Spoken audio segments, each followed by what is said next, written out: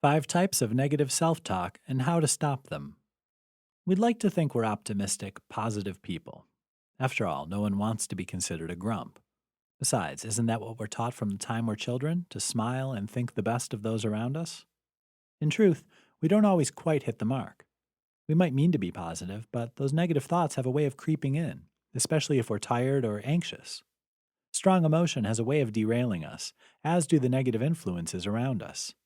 In short, we're constantly being broadsided by negativity, and we can't help but respond in kind. How do we learn to recognize when our self talk is turning negative and stop it before it gains a foothold in our lives?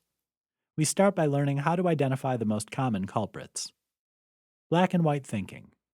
The minute you start using all or nothing statements, you're already falling into a negativity mindset.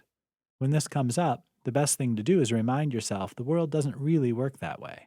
In fact, there are more shades of gray than you might think. Tunnel vision. When you can only see the bad in everything, it's no wonder you can feel lost in a sea of despair and negative self-talk. Here you see the world as only negative and seek out proof by pointing out every flaw or failure.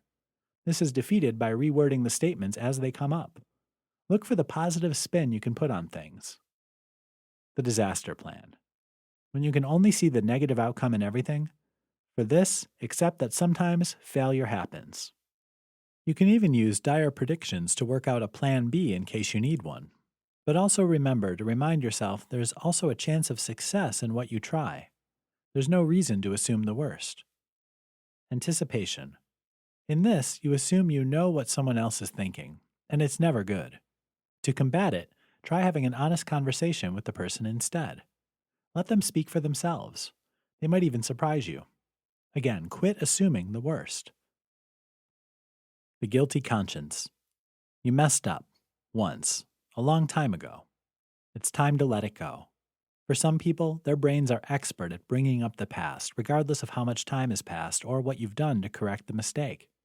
Here you need to remind yourself of the lessons you've learned. Remember, the past is in the past. Look forward, seeing the possibilities. Let go of the rest. The world really is a more wonderful place than you might have realized. When you let go of negative self-talk, you're giving yourself the ability to try out a new frame of mind and see just how good things can be. Embrace positivity. Discover what the world has to offer.